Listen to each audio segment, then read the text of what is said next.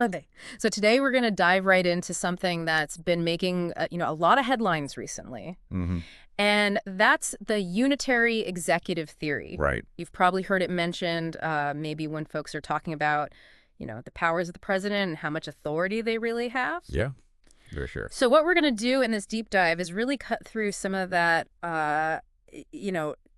dense legal stuff. Yeah. And help you understand, okay, what is this theory really all about? Yeah. Where did it come from? And most importantly, why are people so fired up about it right now? Mm-hmm. Especially when we look at, some of the things that have been happening, at the, top levels of government. Right. So we're going to be looking at, what experts have to say about it. We're going to look at some recent events, including a pretty interesting executive order. Right. And really just sort of, explore this whole question of, Yeah. where does the president's power begin and end? Right. Exactly. Yeah. And it's not just, some abstract, legal mumbo jumbo. Yeah. This is something that really affects how our government works, how our country is run. For sure. And particularly these days when everyone's paying so much attention to what's happening with the president, Right. Understanding this theory is really key to understanding, like, what are the basic ideas behind all this? Absolutely. And what are the, potential consequences? So let's just get right into it. Yeah. When we talk about this unitary executive theory, Mm-hmm. what is that core, elevator pitch idea? Yeah. So basically what it boils down to is that the president has all of the executive power in the government. Mm. So you can think about it like, this really top-down kind of structure. Mm-hmm. All the authority flows from the president. Right. And so it's kind of like, challenging this idea that, maybe executive power is something that's shared, Yeah. or that, people in the executive branch, have their own authority. Right. This is saying, no, the president is the ultimate source of all executive power. So it really kind of throws a wrench in that whole system of, checks and balances that we kind of Exactly. grew up learning about in school. And it really makes you think, okay, well, if the president has all this power, then who is everyone in the executive branch really answerable to? Right. Is it just, one person at the top? Right, exactly. And it's not just like a thought experiment. Right. There are some very concrete arguments that people who believe in this theory point to. So what are some of the main foundations of this? So there are two main pillars. Yeah. I would say the first one is that the president is the only person who makes up the executive branch. Mm. So it's this very singular view Right. of what we know as this huge, network of departments and agencies and people. Right. It's a big, complicated thing. Exactly. It's not just one person sitting in an office making all the decisions, but that's kind of what this theory is implying. Exactly, that the president is the executive branch. Wow. And the second point, which is maybe even more important, Okay. is that they focus on this thing called the vesting clause, Okay. which is in Article 2 of the Constitution. Mm-hmm. And it says, the executive power shall be vested in a president of the United States of America. Okay. So people who believe in this theory, they really focus on that word, the. I see. And they say, look, because it says the executive power, that means all of it belongs to the president. All of it, not just some of it. Not just a piece. Wow. It's all his. So this is like a huge departure from like how most of us, I think, conceive of the government working, with these different branches with checks and balances to make sure nobody gets too powerful. Right. It goes against that whole idea of separation of powers. Yeah. Where the executive, legislative, and judicial branches are all supposed to be separate. Right. And keep each other in check. Right. But the unitary executive theory, especially the strongest versions of it, right. They say, no, the president needs to have more power. Needs to be more unified. So where did this idea come from? Yeah. Like historically, it's not like it just appeared overnight. Right. So you can definitely find, people arguing for a strong executive going all the way back to the founding of the country. Mm-hmm.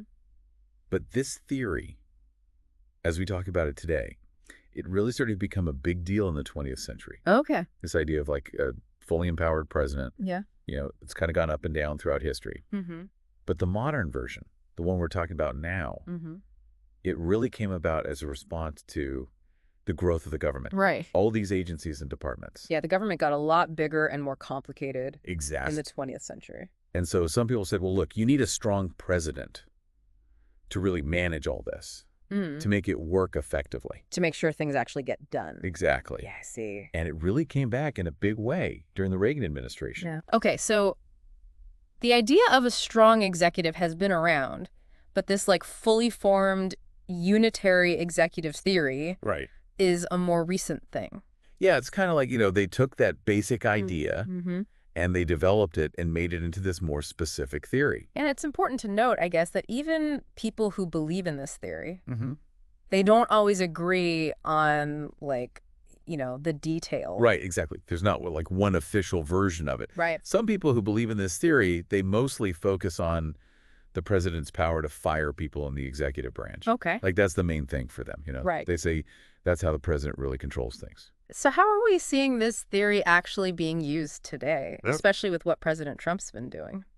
Yeah, so we've seen President Trump really putting this theory into practice. Okay. And a big example is this executive order that he put out on February 18th.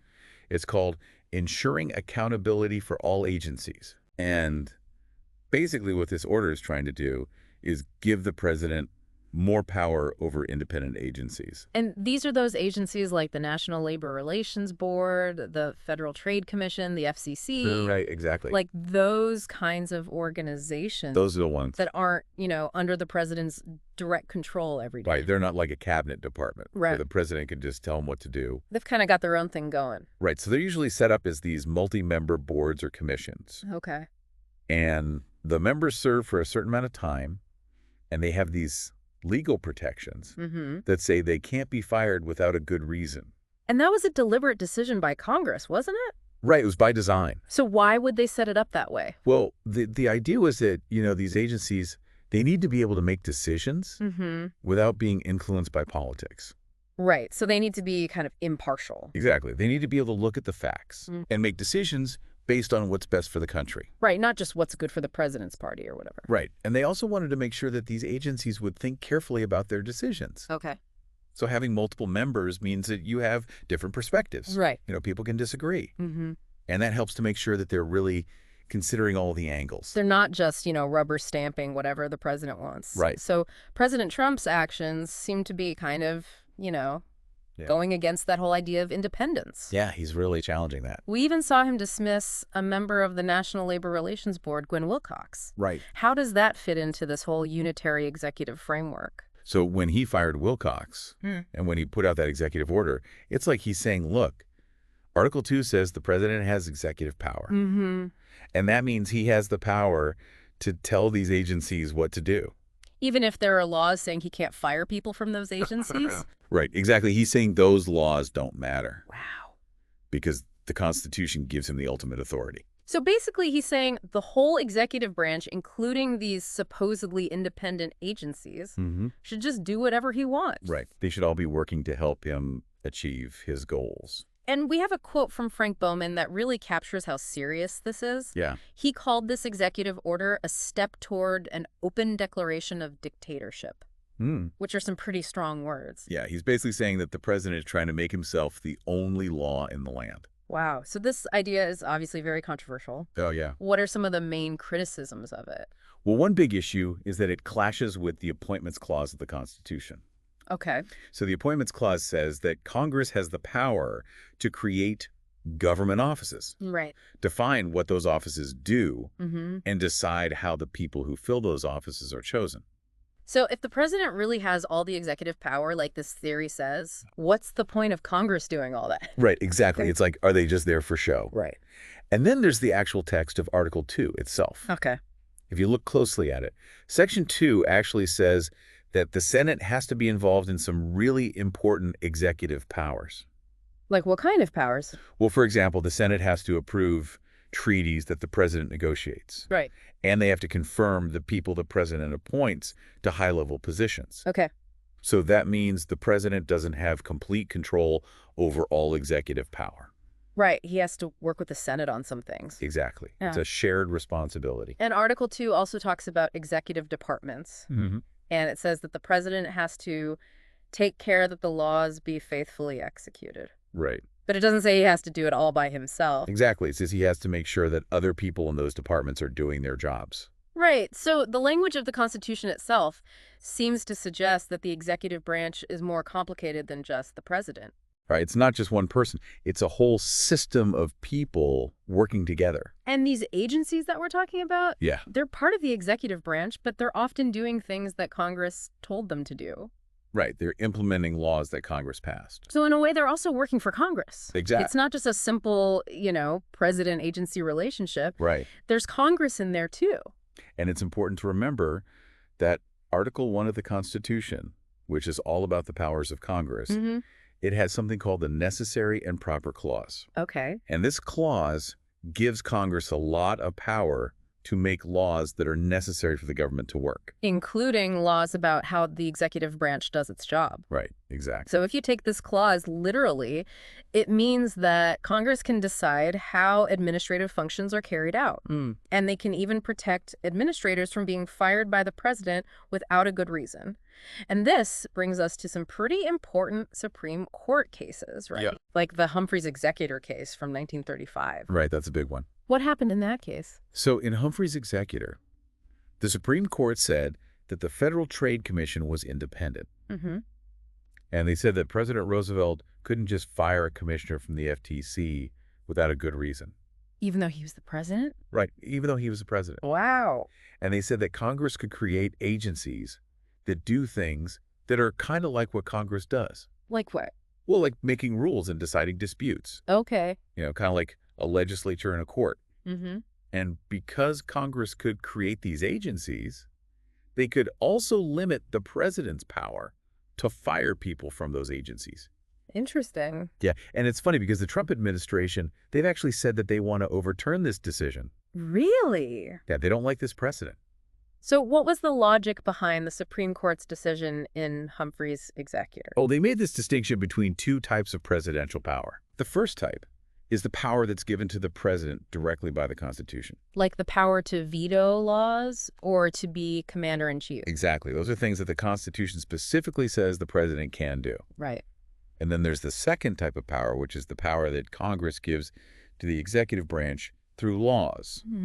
And the court said that when an agency is doing things that are kind of like what Congress does, making rules and deciding disputes, right, then Congress can limit the president's power to fire people from that agency. Exactly, because it's Congress's power that they're exercising. I see. Not the president's. So how has the Supreme Court's thinking on this evolved over time, especially with the current court? Yeah, so a lot of people think that the Roberts Court, the current Supreme Court, has become more sympathetic to the Unitary Executive Theory. Okay. Or at least that they're more willing to give the president a lot of power. And one case that people point to is SELA law from 2020. Right. SELA law is a really important case. What happened there? So in SELA law, the Supreme Court said that the president could fire the director of the CFPB. The Consumer Financial Protection Bureau. Right. Okay. And the CFPB is different from the FTC because it only has one director. It's not a multi-member board. Okay. So the court said that because the CFPB is structured differently, Congress can't limit the president's power to fire the director. But the court didn't say what would happen if it was a multi-member agency. So they left that question open. Exactly. And President Trump's executive order seems like it's trying to test that. Yeah, it seems like he's trying to get rid of that exception for multi-member agencies. And there was also that Supreme Court decision in 2024 about presidential immunity. Right. How does that fit into all of this? So what was really interesting about that immunity decision is that the majority of the justices, they said that the president's power to supervise the executive branch is exclusive and preclusive. What does that even mean? It means that Congress and the courts can't limit the president's power to supervise the executive branch. Wow.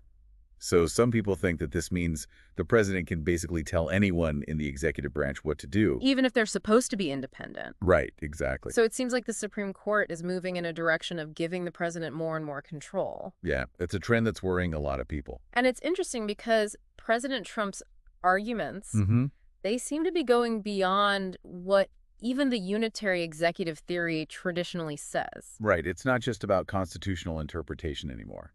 It's like he's saying that because the people elected him, He has this like broader mandate to do whatever he wants with the executive branch. Exactly. He's saying that the people gave him this power. And it's not just we've seen him take actions like impounding funds, right, proposing a new department that could dissolve existing agencies, saying that judges can't control the executive branch, and that quote, "He who saves his country does not violate any law." Like all of that suggests that he has this really expansive view of presidential power. Yeah, it's not just about firing people, it's about controlling the whole executive branch. So if the Supreme Court keeps going down this road, what could happen? Well, one thing that could happen is that independent agencies would become much weaker. Okay. If the president can just fire their leaders and tell them what to do, then they're not really independent anymore. Right. And that could really damage our system of checks and balances. Are there any areas where the court might not be willing to go all the way with this theory? You mentioned the Federal Reserve earlier. Yeah, the Federal Reserve is a really interesting case because if the court completely overturns Humphrey's executor and says that the president has total control over the executive branch, then the Fed's independence could be in danger. And that could have some pretty big consequences for the economy. Yeah, it could really destabilize things. It's hard to imagine the U.S. without an independent Fed. Right. It's been such a cornerstone of our economic system. President Trump's executive order tries to make a distinction between the Fed's regulatory functions and its monetary policy responsibilities. Right. But it still doesn't really address that core question of whether the president can fire the Fed's leaders. Exactly. You can't really have a partially independent central bank. And it's worth noting that Justice Kavanaugh, before he was on the Supreme Court, he actually said that multi-member agencies should be treated differently than single-headed agencies. Yeah, he made some arguments about how multi-member agencies are better at promoting deliberation and independence. So it's possible that he might still believe that and that he could be a swing vote on this issue. So he could potentially side with the more liberal justices? Yeah. And save Humphrey's executor. Is it possible? It's interesting to think about, like, what all of this means for how our government works. Yeah. Like, what's the big picture here? Well, some political scientists have pointed out that progressive presidents, they often try to achieve their goals by interpreting the laws that Congress passes in a very broad way. Okay. But presidents who want to shrink the government, they often need to make bigger constitutional arguments, like the Unitary Executive Theory. Because Congress isn't going to just give them the power to dismantle everything. Right, exactly. So they have to go to the Constitution to find that power. And the whole debate has definitely shifted. It used to be just about whether the president could fire people. Right. But now it's about whether the president has control over almost everything the government does. Kimberly Chappell had a great quote about this. Yeah. She said that under the Unitary Executive Theory, agencies no longer derive their primary constitutional authority from a congressional delegation of its legislative powers, but instead from a presidential delegation of his executive power. Right, so it's like flipping the whole system on its head. And we see this in President Trump's actions, right? Trying to close agencies, redirecting funds, trying to be in charge of everything. Right, it all goes back to that idea that the president is the ultimate authority in the executive branch. So the big question now is whether the Supreme Court is going to buy into this. Yeah, that's the million-dollar question. Will they really say that the president has all this power? A lot of people who care about democracy are hoping they won't. So to wrap this all up, yeah, the basic conflict here is between this vision of a really powerful president, which is what the Unitary Executive Theory is all about, and the more traditional idea of separated powers with independent agencies that can act as a check on the president's power. Right. It's two very different ways of thinking about how our government should work. And if you want to understand the debates that are happening right now about the balance of power in our government and about the future of these agencies, then you really need to understand this theory. Absolutely. It's at the heart of a lot of the big political fights we're seeing today. It's not just an academic debate. It's affecting all of us. Right. These agencies, they make decisions that impact our everyday lives. Exactly. So here's something to think about. Okay. If one branch of government says that they have the final say over how laws are carried out, what does that do to our democracy? Right. What happens to the checks and balances that were supposed to prevent any one person or branch from having too much power? That's a really good question to leave us with. Yeah, it's something we all need to be thinking about. Thanks for joining us for this deep dive. Thanks for having me. It's been a great conversation.